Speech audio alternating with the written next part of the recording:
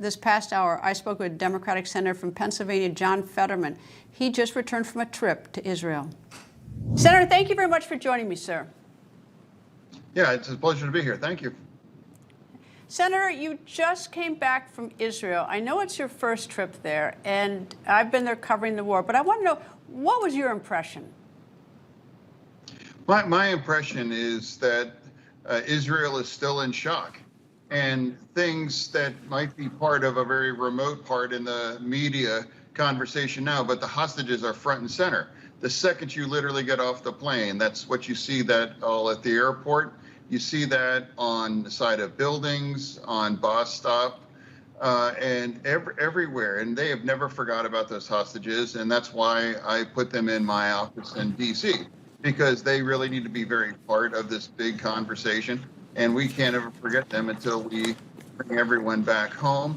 And this is a nation that now is tired of this war, but they're also very committed to have peace. But that's not possible so long as Hamas is allowed to operate. Did you happen to go down to the kibbutz or walk the concert grounds? And if so, I mean, was it haunting to you in the sense that knowing that the slaughter occurred there on October 7th? No, that was a very, very specific choice. You know, I didn't want to re-traumatize people and to take that through that tour one more time. I was aware of it. I watched those awful videos, and I've read about the kind of descriptions of that. But what I did is I met with the leadership across the spectrum, from the prime minister all the way to soldiers and college students and everyone, because I really did want to have a conversation and to remind them that I'm so sorry for what your nation's been through. And if you are watching American media, or a lot of those outlets, you must have a kind of an impression that's just actually not accurate. We stand with you, and I've always wanted to be a very consistent voice throughout all of this.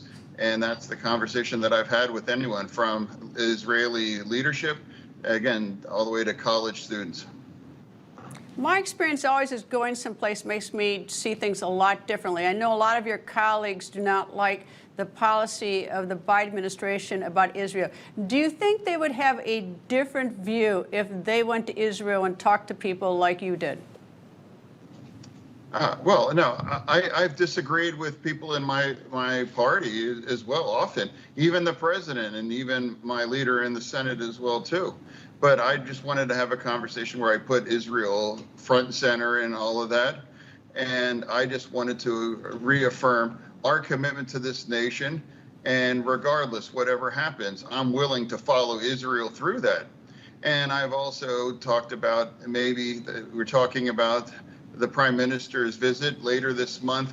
That doesn't need to be some kind of big, performance art and talking about boycotting and all that kinds of thing.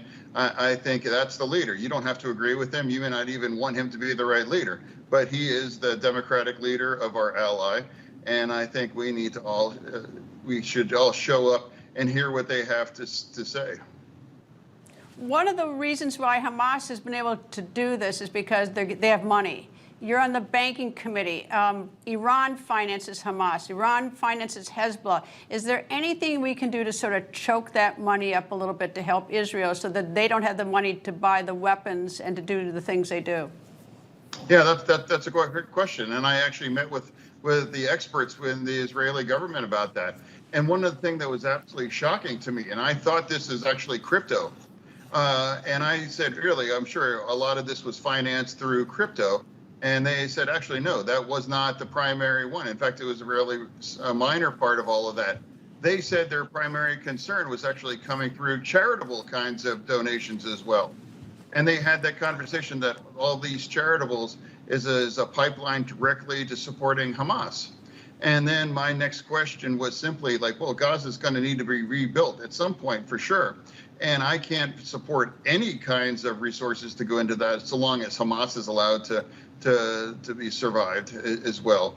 And how can we possibly rebuild Gaza having any kind of an accountability for those resources? Because that could be a bonanza for Hamas or any other organizations to skim monies off that. to replenish their treasury or to rebuild their tunnels or buy more arms as well. So that's a major issue that's going to be coming up. And having those conversations with the experts there in Israel is convinced that there's something we need to be concerned about. And that's why one of the reasons why I came, and I'm going to bring that back to my colleagues on the banking committee, that it's a significant issue that we're all going to have to revisit.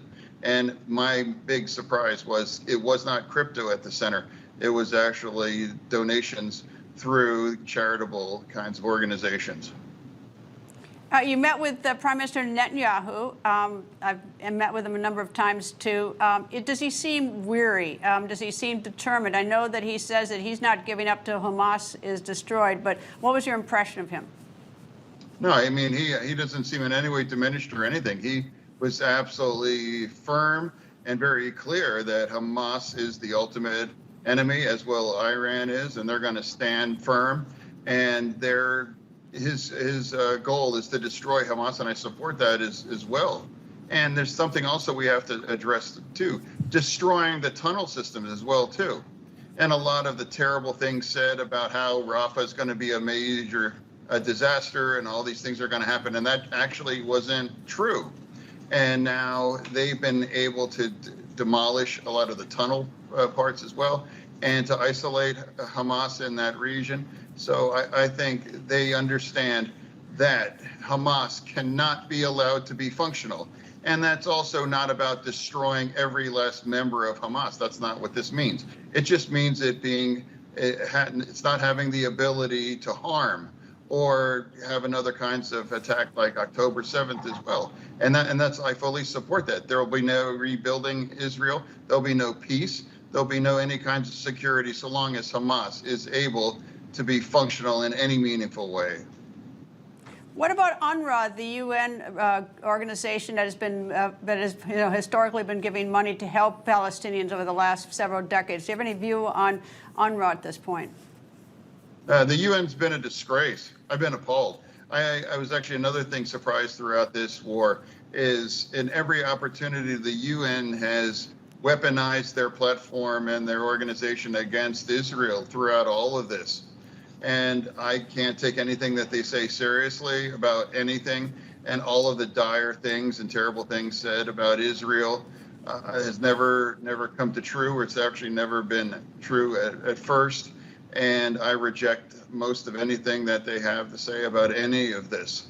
And as I've said again, all of the harsh words and all of the kinds of all the rhetoric should be all directly at Hamas throughout all this, not Israel. And it's really strange how people seem to forget that Israel was the victim in all this. This is all that started on October 7th. Senator, thank you very much for joining me, sir, and I appreciate you going there and coming back and telling us your impression of it. And I look forward to see if the banking committee can do anything to try to choke the money, because that obviously is is one of the is able to fuel so much of this. Thank you, sir. Well, I'd be glad to be back if there's any more updates, but thank you for giving me the opportunity to discuss that trip. Thank you. All right. Well, I'm going to take you up on that. You'll come back and take an opportunity. I'll take you up on that. Thank you, sir. 100%.